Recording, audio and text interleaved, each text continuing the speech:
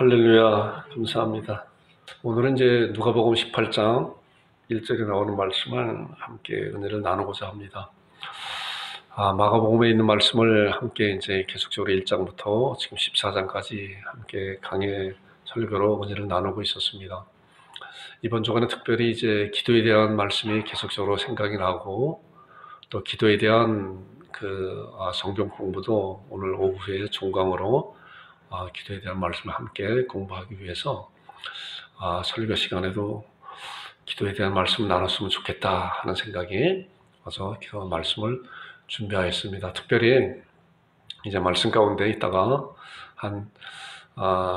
다른 목사님이 영상을 통해서 이제 그 기도에 대한 말씀을 함께 이렇게 나눌 것입니다. 제가 이제 편집을 해서 한 24분 정도, 거의 한 36분 되는 건데 그렇게 이제 편집을 했습니다. 함께 말씀을 같이 집중해서 말씀을 듣고 은혜 받는 시간을 되었으면 좋겠습니다.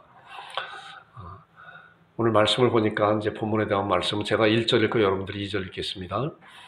예수께서 그들에게 항상 기도하고 낙심하지 말아야 할 것을 비유로 말씀하여 이르시되 어떤 도시에 하나님을 두려워하지 않고 사람을 무시하는 한 재판장이 있는데 그 도시에 한 과부가 있어 자주 그에게 가서 내 원수에 대한 나의 원한을 풀어주소서 하되 그가 얼마 동안은 듣지 아니하다가 그의 속으로 생각하되 내가 하나님을 두려워하지 않고 사람을 무시하나 이 과부가 나를 번거롭게 하니 내가 그 원한을 풀어주리라. 그렇지 않으면 늘 와서 나를 괴롭게 하리라 하였느니라. 주께서 또 이르시되 불의한 재판장이 말한 것을 들으라. 하물며 하나님께서 그 밤낮 부르짖는 택하신 자들의 원한을 풀어주지 아니하시겠느냐. 그들에게 오래 참으시겠느냐. 같이요. 내가 너에게 이르노니 속히 그 원한을 풀어주시리라. 그러나 인자가 올 때 세상에서 믿음을 보겠느냐 하시니라. 자, 우리가 본문에 나오는 말씀이 이제 1절부터 8절에 나오는 말씀인데, 예수님과 또한 이제 불의한 재판장, 또 과부, 이제 이렇게 나오고 있습니다, 보니까. 그래서 예수님께서 이런 말씀을 통해서, 우리들에게 주시고자 하는 그런 말씀이 어떤 말씀인가, 여러분들 마음을 잘 열어놓고, 말씀을 받는 여러분들이 되기를 주님의 이름으로 축원드립니다. 자, 이 말씀을 보니까 예수께서 그들에게 항상 기도하고 낙심하지 말아야 할 것을 비유로 말씀하셨다 그랬어요. 자, 예수님께서 이제 그들이 이제 그 제자들이에요. 제자들이 12사도뿐만이 아니라 이제 제자들이 많잖아요. 예수님을 따라다녔던 그런 제자들. 그들에게 자, 기도하는데 항상 기도해라, 항상. 그리고 낙심하지 말아라. 기도하는 가운데 낙심하지 말아라. 우리에게 주시는 그런 아주 커다란 메시지잖아요. 우리는 기도하다가 얼마나 낙심할 때가 많아요. 왜 하나님 이때인데 지금까지 기도했으면 빨리 이때 들어주셔야 되는데 그리고 낙심할 때가 얼마나 많아요. 그러나 하나님께서는 때가 있는 것이다. 때가 있는 거다. 그럼 비유로 말씀하였습니다. 그리고 이제 7절에 있는 말씀 보니까 이제 2절부터 이제 그 6절까지는 불의한 재판관과 과부에 대한 그런 말씀이 쭉 나오고 있어요. 이따가 또 말씀을 나눌 것인데, 자, 그러면서 하물며 그냥 불의한 재판관도 그 과부의 청을 들어줬다. 그런데 하물며 하나님께서 어떻게 밤낮 부르짖는, 자, 밤낮 부르짖는, 항상 기도하고 밤낮 부르짖는 그잖아요. 우리가 기도하는 것은 항상이고 그리고 밤낮 언제든지 그렇기 때문에 항상 기뻐하라, 쉬지 말고 기도하라, 범사에 감사하라. 이는 그리스도 예수 안에서 너희를 향하신 하나님의 뜻이니라 라고 하는 그런 말씀이 있잖아요. 자, 기도는 호흡이라고 그랬잖아요. 그래서 택하신 자들의 원한을 풀어주지 아니하겠느냐, 그들에게 우리 하나님께서 오래 참으시겠느냐라고 하는 그런 말씀이에요. 이런 말씀인데 우리가 이런 말씀을 11월 22일 날 우리 동기 목사님들 이제 모임이 있어요. 모임이 있는데 교회마다 돌아가면서 모이는데 그때 이제 우리 양곡 참빛교회에서 이제 모임이 있었어요. 모임이 있었는데 저 양주에 있는 이제 옥정교회 담임하고 있는 이제 고봉영 목사님께서 말씀을 전해 주셨는데 기도에 대한 말씀이에요. 제가 그 말씀 듣고 얼마나 도전이 됐는지 몰라요. 또는 은혜를 받았고, 그래서 이 목사가 도전이 되고 은혜 받았으면 우리 성도들과 또 함께 그 말씀을 나눠야 되잖아요. 그래서 제가 그 말씀을 이렇게 풀어서 나누는 것보다 우리 목사님의 설교를 한 36분 되는 건데 24분으로 이렇게 잘랐어요. 잘라서 편집을 했기 때문에 여러분들 이 말씀을 집중해서 잘 들으시는 여러분들이 되기를 바라고, 이 말씀 가운데 주시는 그런 은혜가 어떤 것인가, 특별히 이 목사님이 하시는 말씀 가운데 이제 권사님에 대한 그런 말씀이 나와요. 권사님이 기도하시는 그런 모습에 대해서 쭉 잘 설명하고 있는데, 그 말씀 잘 집중해서 듣고 은혜 받는 여러분들과 제가 되기를 주님의 이름으로 축원드립니다.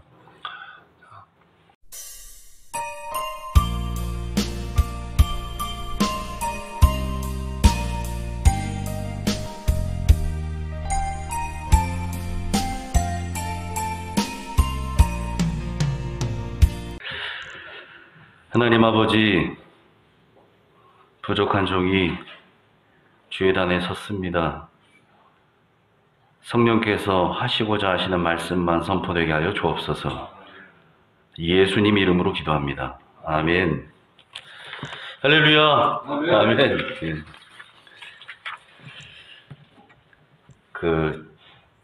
여러분, 한국의 100대 명산이라고 들어보셨나요? 100대 명산. 한국관광공사에서 전국에 있는 산 중에서 100개를 선정해서 100대 명산이라고 이렇게 칭해 놨더라고요. 제가 그걸 어떻게 알았냐면, 저희 노회의 노회장님이 그 100대 명산을 다 돌았어요. 네. 그거를 모일 때마다 얘기하더라고요. 뭐 이제 20개 남았다, 뭐 몇 개 남았다 그러더니 드디어 지난번에 다 돌았더라고요. 대단하죠. 제가 거기에 도전을 받고서 진짜 산에 올라가야 될 사람이 저라서 살 좀 빼보려고, 저는 100대 명산은 아니고 동네 뒷산으로 올라갔는데, 제가 동네 뒷산 올라가서 한 가지를 깨달았어요.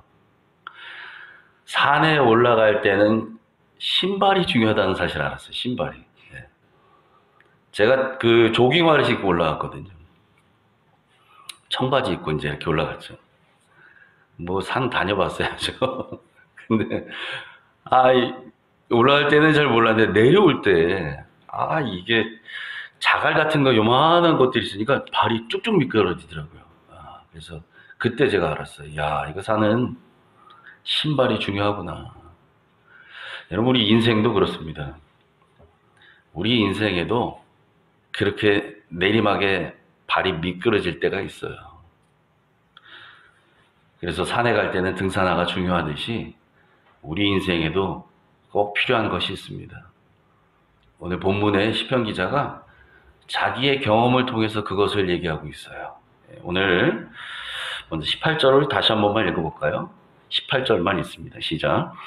여호와여, 나의 발이 미끄러진다고 말할 때에 주의 인자하심이 나를 붙드셨으며. 아멘.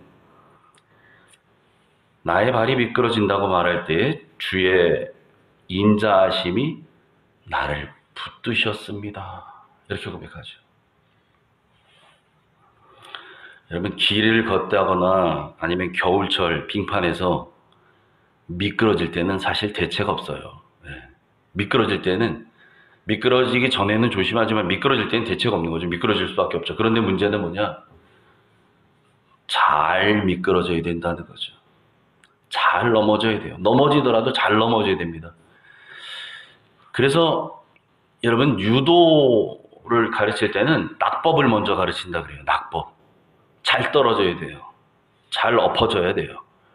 내가 패대기를 당해도 잘 넘어져야 안 다치지, 그냥 넘어지면 뭐 다 부러집니다.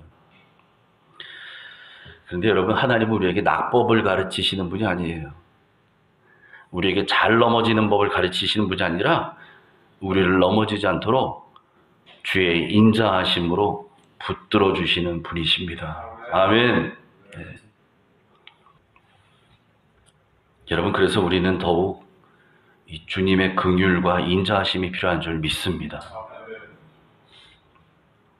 저나 여러분이나 목회하시는 우리 동기 목사님들, 또 준비하고 계신 우리 목사님들 다 마찬가지일 거라고 생각해요.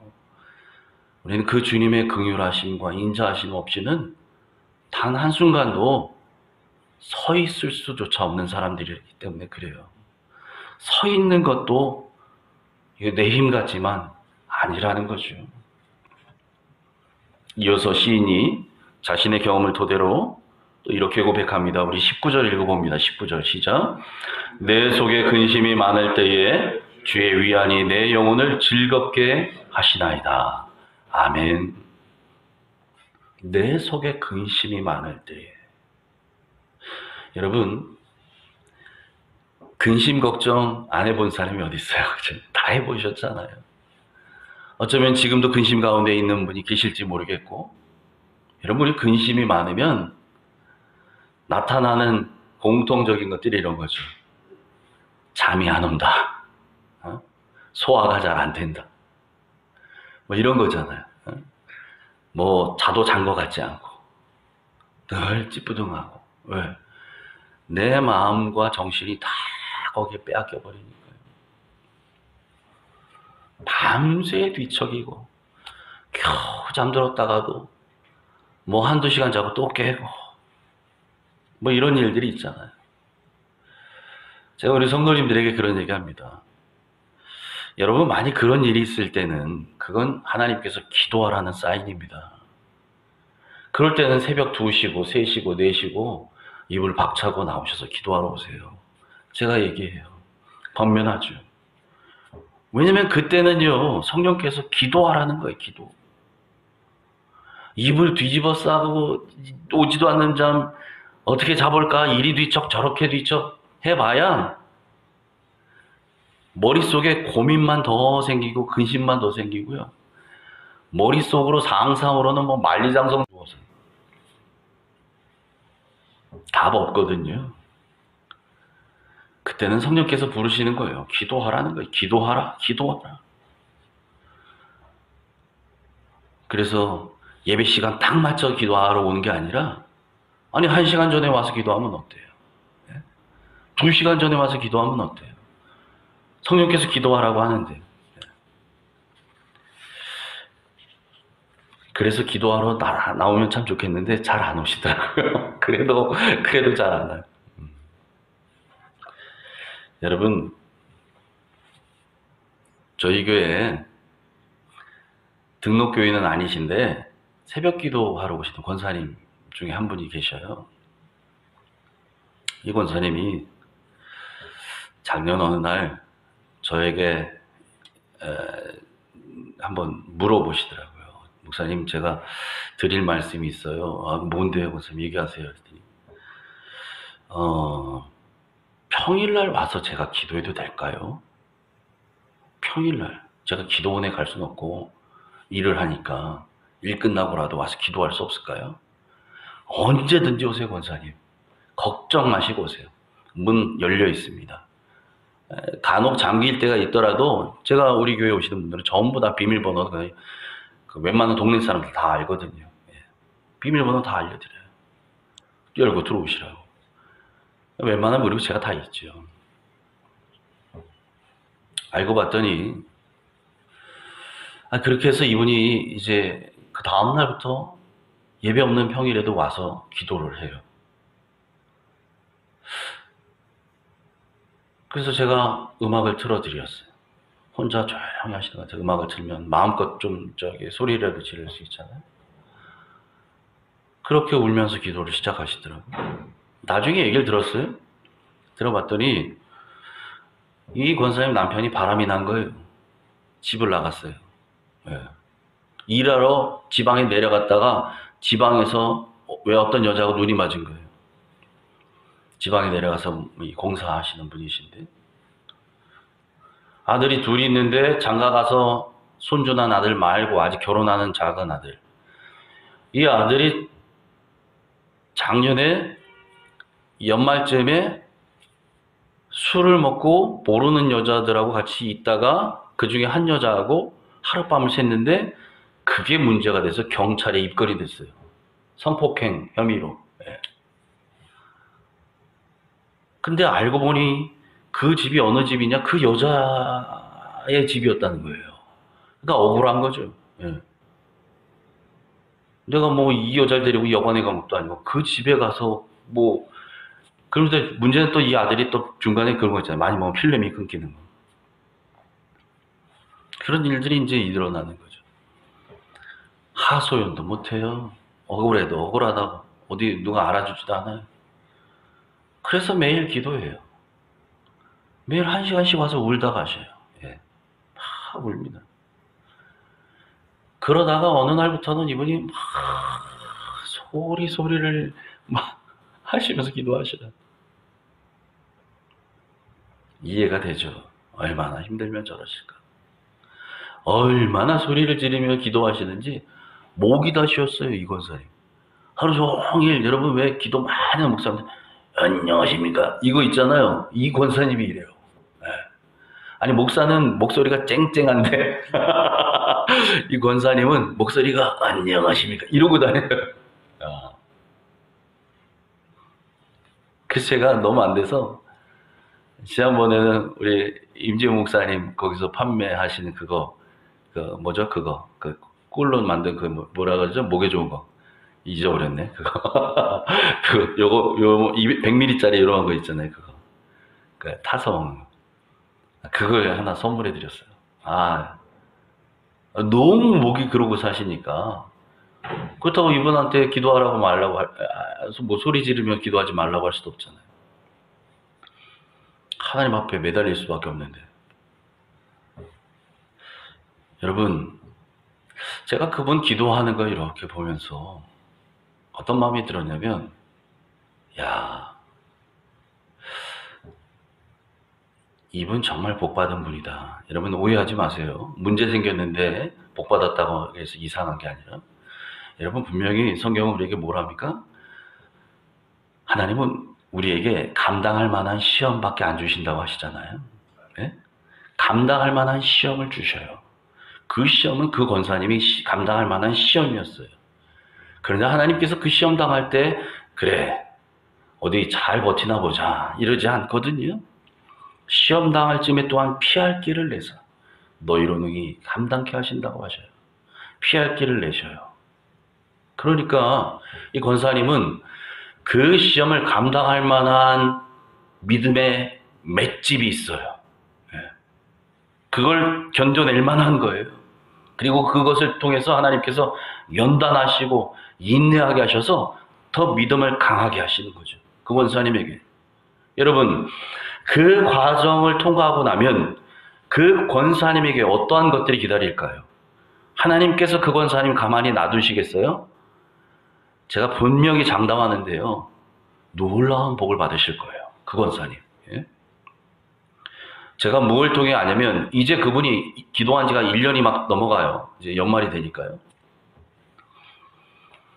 지난 여름부터 이 권사님 제가 자주 묻지 않아요. 가끔 물어요. 왜냐면 저도 같이 기도하니까 그 아들 지금 법정 소송 문제 때문에 있어서 그 남편 위해서 기도하는데 이제는 이 권사님의 기도의 내용이 바뀌더라고요. 어떻게 바뀌느냐? 목사님, 제가 우리 남편이 돌아왔어요. 몸은 돌아왔는데 해결이 아직 안 됐어요. 저쪽에서 남편한테 이혼하고 나랑 살자는 거예요. 뭐 책임져라 막 난리가 난 거죠. 그런데 그 여자는 예수 안 믿는 여자예요. 뭐 비나이다 뭐 이거 하는 여자예요. 그래서 거기 사람들 얘기 듣고 밤 12시에 기도하면 신이 들어준다. 뭐 이런 얘기 듣고 밤 12시에 기도하는데 그쪽 여자는 권사님 이건 끝난 게임입니다. 제가 얘기하는데도 이 권사님 처음에 12시에 자기도 기도하겠다. 그래서 권사님 우리는 9시에 기도해도 상관없고 10시에 기도해도 상관없어요. 그거 문제 아닙니다. 그렇게 제가 권면드렸는데 여름쯤부터 이 권사님이 기도가 바뀌었다고 저한테 고백을 하더라고요. 무슨 고백이냐. 처음에는 정말 죽이도록 미웠대요. 그 여자가. 이 권사님이 남편 너무 사랑하는 분이에요. 이 권사님이. 이제 그러기도 쉽지 않잖아요. 그런데 그렇게 사랑하더라고요. 그런데 죽이도록 미웠던 그 여자가 이제는 기도하면서 어떤 마음이 드냐면 그 여자, 그 지방에 있는 그 여자 돌아보니 하나님이 나를 고치시려고 나를 바꾸시려고 들어쓰시는 채찍 같다는 느낌이 드는 거예요. 나를 위해 그 여자가 쓰임받는 채찍처럼 느껴진다는 거죠. 그러니 그 여자가 너무 불쌍하대요. 그래서 이제는 이 권사님 그 여자의 영혼을 위해 기도해요. 예수 믿는 역사가 일어나게 해달라고. 여러분 이게 가능해요? 내 남편 데려가서 바람났던 여자예요. 바람나게 했던 여자예요. 그리고 지금도 이혼하고 나랑 살자고 계속 그러고 있고 뭐 돈 내놔라 뭐 해라 지금 이러고 있어요. 근데 그 여자를 위해 기도하면서 마음이 바뀌어버려요. 여러분 이런 역사가 일어납니다. 아직 문제가 해결되진 않았어요. 여전히 남아있어요.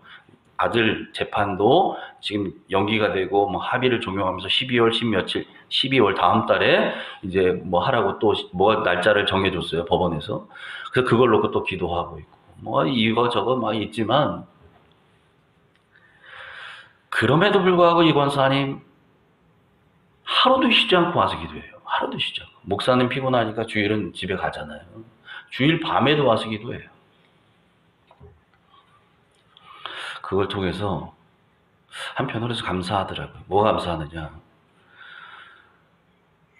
그런 분을 통해서라도 교회에 기도하는 불이 꺼지지 않는다는 것이 너무 감사하더라고요. 저는. 거기에 도전받아서 우리 성도들도 기도한 사람이 생기고요. 목사님 저도 도전을 받아요. 어떤 때는요. 저도 도전받아요. 이분이 그럼 밤에 만나 기도하느냐? 아니요. 새벽에 똑같이 나와서 기도해요. 그리고 이분 직장 다니거든요. 새벽에도 끝나고 회사를 뭐 7시 몇 분까지 간대요. 가요. 일하고 어떤 날은 야근하고 밤 9시에 밥 안 먹고 와서 교회에서 기도해요. 1시간을. 소리 하면서 기도해요. 울면서. 그리고 집에 가요. 그리고 또 새벽에 와요. 여러분, 그 모든 걸 통해서 하나님께서 반드시 그 가정에도 역사하고요. 그걸 통해서 그 선한 영향력이 또 교회 내에 퍼지고 성도들 간에 퍼지고. 그분이 등록 성도든 아니든 관계없이요. 등록 성도에서 주일 예배는 다른 교회에서 드리지만 모든 예배를 저희 교회에서 드려요. 막 수요예배 오고 금요일 예배 오고 새벽기도 다 드리고.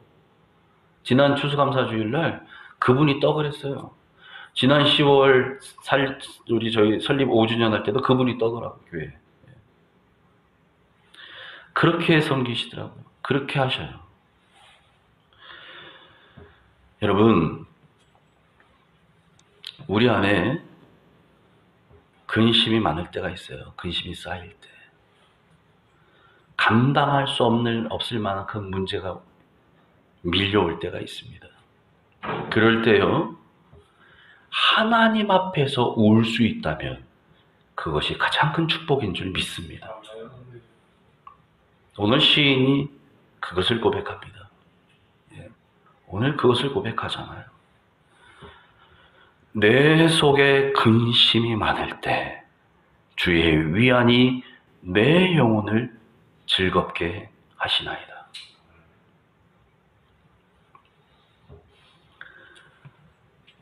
한 목사님이요, 아프리카로 의료봉사를 같이 가셨어요. 이분은 목사예요. 그냥 전업이 목사죠. 전업 목사죠. 근데 자기 친구 중에 치과 의사가 있는 거예요. 그 치과 의사인 친구가 다른 의사들을 같이 뜻이 맞는 믿음 있는 의사들과 함께 해서 간호사들 같이 하고 해서 의료봉사를 이제 해마다 아프리카로 가는데 거기에 이제 동행하는 이제 목사로 같이 가는 그런 목사님이 계신 거죠. 이분이 이렇게 가서 보면 이분은 뭐 치료하는 건 아니지만 기도로 시작하고 기도로 돌보고 환자들에게 또 같이 기도하고 예배하고 이렇게 보니까 아이들이 아프리카 아이들이 치과에서 이제 오잖아요. 그런 기회가 없으니까 치료를 받으러 와야지요. 부모 손잡고 온 아이들하고 그렇지 않은 아이들하고 차이가 있다는 거예요. 부모 손잡고 치과 치료 받으러 온 아이들은 그렇게 운대요. 예. 막 운대요. 왜 우느냐? 부모가 있으니까. 예? 부모가 있으니까 운대요. 울면 부모가 다 얼르고 달래주죠. 그런데 고아원에서 온 아이들이 있대요. 전쟁고아 이런 아이들 오잖아요. 얘네는 안 온대요. 왜 안 오느냐? 울어봐야 나 달래줄 사람 없다는 걸 얘들이 아는 거예요. 어린아이들이지만. 무섭지 않아서 울지 않는 게 아니라는 거예요. 그러니까 그렇게 온 아이들은 와가지고요. 무섭지요. 아이니까 무섭지요. 겁나지요. 겁나는데도 울지도 못하고 이 악물고 또 입을 벌려야 되니까 이 입을 악물는 수는 없지. 두 손을 꽉 쥐고요. 이 두 손 준 주먹이 얼마나 힘을 줬는지 두 손을 벌벌벌벌 떤다는 거예요. 손을 떨면서 울음을 참고 있대요, 아이들이. 딱 봐도 얘가 고아원에서 왔구나. 고아원에서도 단체로 오잖아요. 예. 부모랑 같이 왔구나. 이걸 대본에 안다는 거죠. 그날 밤에 그걸 보고서 이 목사님이 그 의료봉사팀들과 같이 나눔의 시간에 그걸 얘기 나누면서 같이 나눴다는 거죠. 그래서 그날 밤 참 많이 울었대요. 그분들하고. 왜 울었느냐. 부모 있는 아이들은 그나마 다행인데 아무리 어렵고 가난해도 부모 없는 그 고아 아이들, 전쟁 고아. 이 고아들은, 이 아이들은 이 험한 세상 살아가야 될 텐데 부모 없이 살아갈 일 생각하니 그렇게 불쌍하더라는 거예요. 내 자식 같고 이런 마음이 있잖아요. 또 한편으론 그럼에도 불구하고 우리에게는 울면서 기도할 수 있는 주님이 있다는 사실이 너무 감사해서 봉사팀과 함께 울면서 기도했대요. 여러분, 울면서 기도할 수 있다는, 그리고 그 기도를 들으시는 주님이 계시다는 사실이 가장 큰 복인 줄 믿습니다. 아멘. 우리 발이 미끄러질 때 있지요. 사역하다가도 있고요. 직장 생활하다가도 있고요. 가정 생활하다가도 있지요. 왜 없겠습니까? 그런데 그 우리의 발이 미끄러질 때 인자하심으로 우리를 붙들어 주시고, 우리 마음 가운데 근심이 쌓일 때에, 근심이 가득할 때에 우리를 위로해 주시는 그 하나님이 계시다는 사실을 기억하시기 바랍니다. 그래서 오늘도 우리의 눈물의 기도를 들으시는 하나님, 그 눈물을 보시는 하나님, 그 하나님께서 가장 좋은 것으로 응답해 주실 줄 믿습니다. 하나님 아버지, 우리에게 기도의 특권을 주셔서 감사합니다. 특별히 이 세상 살면서, 사역을 감당하면서, 직장에서, 가정에서, 사회에서 생활하면서 우리 발이 미끄러질 때가 얼마나 자주 있는지요. 우리 마음의 근심이 가득 차오를 때가 또 얼마나 그렇게 많은지요. 하나님, 그럴 때마다 한탄하고 한숨 내쉬는 사람들이 아니라 하나님께 나와 부르짖는 우리가 되게 해 주시옵소서. 눈물로 기도할 때 그 눈물을 하나님이 보시고 하나님이 담으신다 하셨습니다. 하나님 이것을 잊지 않게 하시고, 무슨 일을 만나도 하나님 앞에 울며 매달리는 그 믿음이 살아있는 기도의 사람들 되게 해 주옵소서. 예수님 이름으로 기도하옵나이다. 아멘. 제가 이 목사님의 설교를 영상 편집하느라 아주 많이 이렇게 들었음에도 불구하고 오늘 또 우리 성도들과 함께 말씀을 들으니까 굉장히 은혜가 있고 또한 도전이 있고, 나도 그렇게 해야 되겠다라고 하는 그런 결심과 결단하는 시간이 되었었던 것 같습니다. 여러분들도 그럴 것이라 이렇게 생각이 되었습니다. 오늘 본문에 있는 말씀을 보니까 이제 그 말씀이에요. 항상 기도하고, 그리고 기도하면서 낙심하지 말라. 아까 그 권사님께서 얼마나 정말 황당한 그런 사건을 접하면서도 항상 기도하면서 낙심하지 않고 하는 그런 모습을 우리가 목사님의 말씀을 통해서 알게 됩니다. 오늘 이제 본문 말씀 보니까, 그러면서 이제 6절에 나오는 말씀 보니까 주께서 또 이르시되 불의한 재판관이 말한 것을 들으라. 그렇기 때문에 이제 2절부터 5절에 나오는 말씀이 이제 불의한 재판관에 대한 그런 내용이잖아요.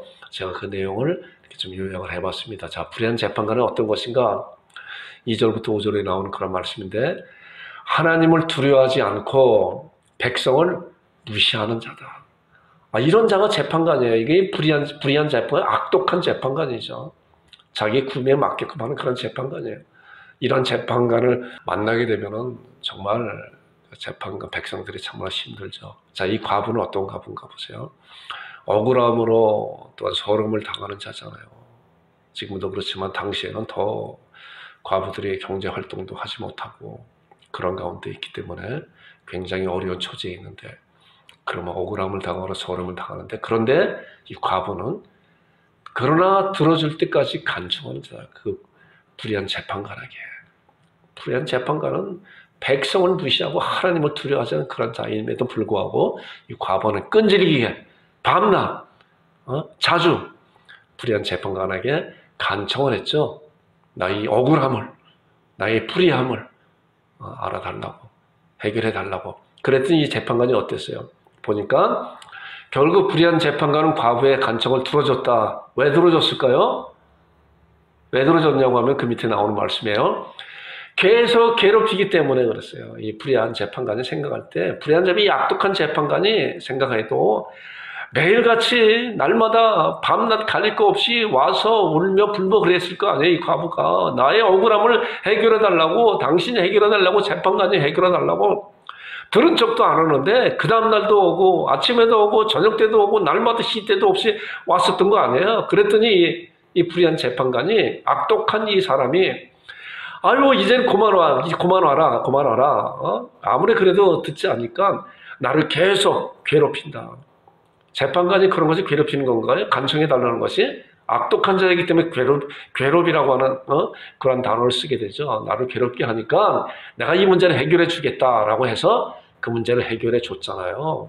그 문제를 해결해 줬어요. 자, 그런데 그 다음에 나오는 말씀이 이제 그 말씀이에요. 그런데 이런 악독한 재판관도 밤낮 가리지 않고 와서 간청하는 그 과부의 그 간청을 들어줬다. 그런데 나오는 말씀이 그거 같이 한번 읽어보겠습니다. 시작. 하물며 하나님께서 그 밤낮 부르짖는 대끈하신 자들의 원한을 풀어주지 아니하시겠느냐, 그들에게 오래 참으시겠느냐, 이 말씀이잖아요.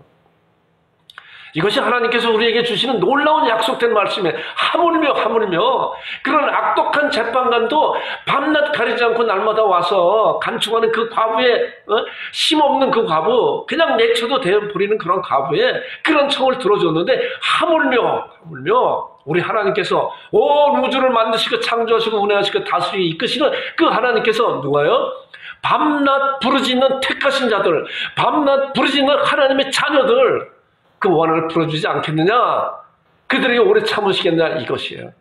이것이 바로 하나님께서 이 강단을 통해 우리 양국 천빛교회 성도들에게, 또한 주님이라고 부르는 하나님 앞에 기도하는 자들에게 주시는 놀라운 약속이라는 거예요. 하나님께 들어주신다는 거예요. 자, 그리고 그 다음에 나오는 말씀 보니까 내가 너에게 이르노니 속히 그 원한을 풀어주시라. 우리는 이 속히가 우리가 금방 눈앞에 이루어지는 그러한 단어가 아니라 하나님의 때를 따라서 이제 됐다. 아브라함은 25년을 기다렸잖아요. 이제다. 그런 거예요. 그러나 인자가 올 때 세상의 믿음을 보겠느냐 하시니라 그랬어요. 자, 이 하물며에 대한 그런 단어를 제가 말씀을 또 보니까 마태복음 7장 7절에 나온 말씀이 있잖아요. 자, 구하라.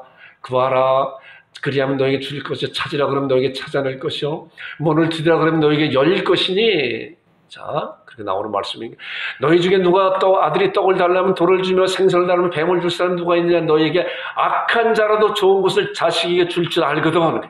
그렇잖아요. 구하라, 찾으라, 두드리라.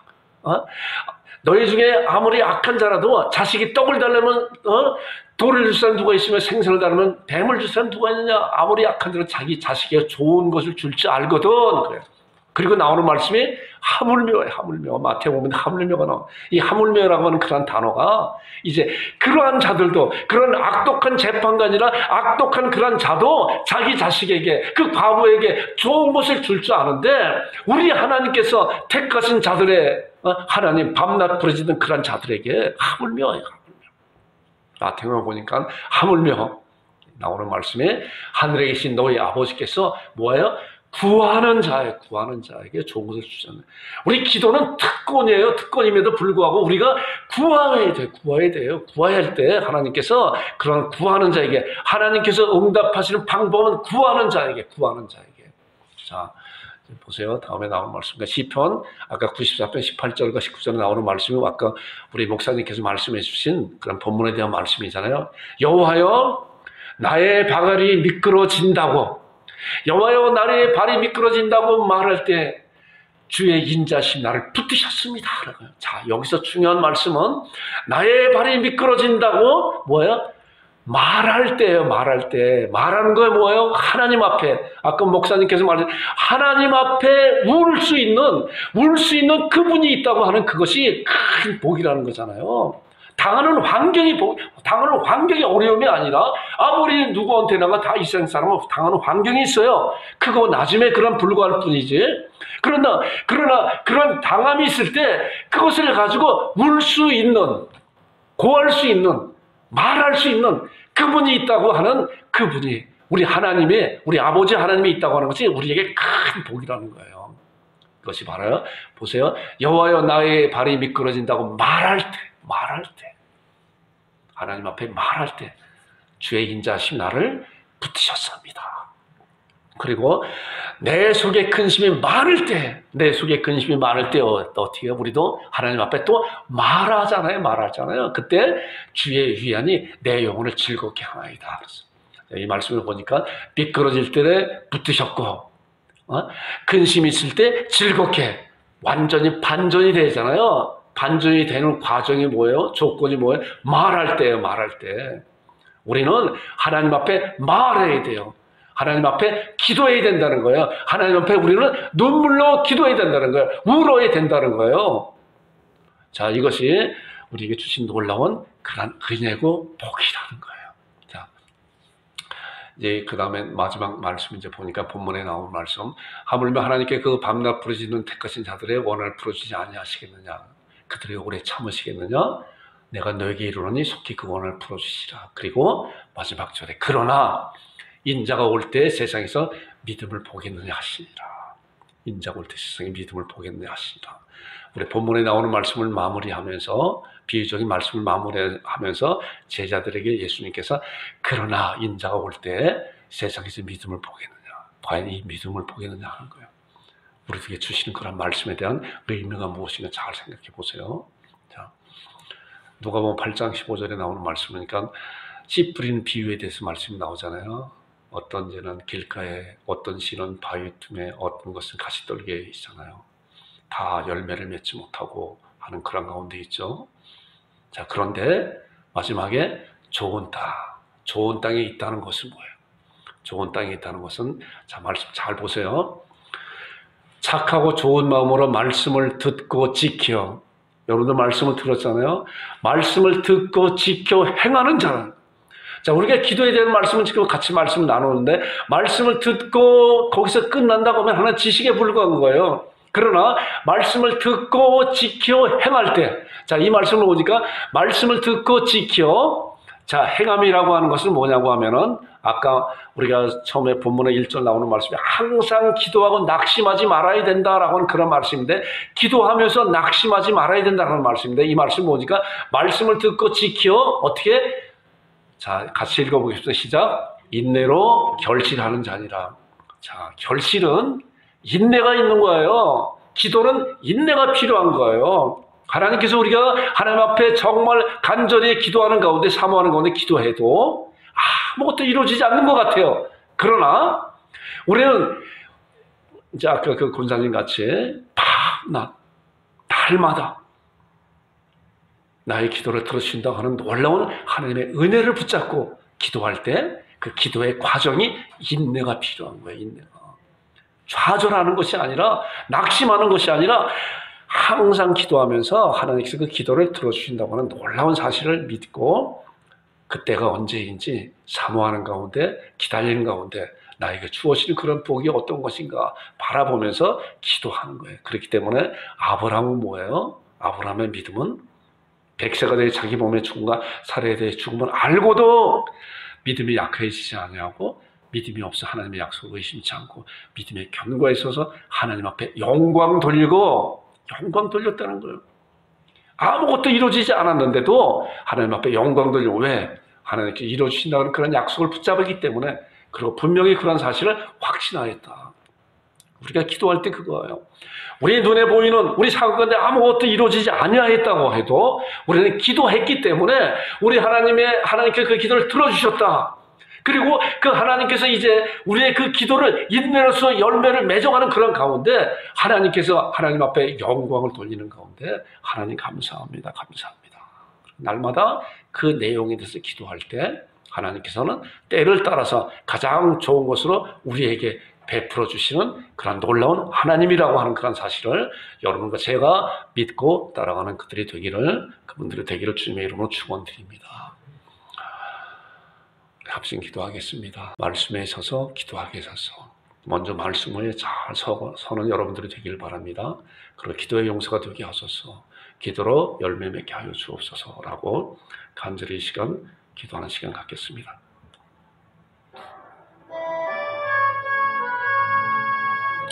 기도하겠습니다.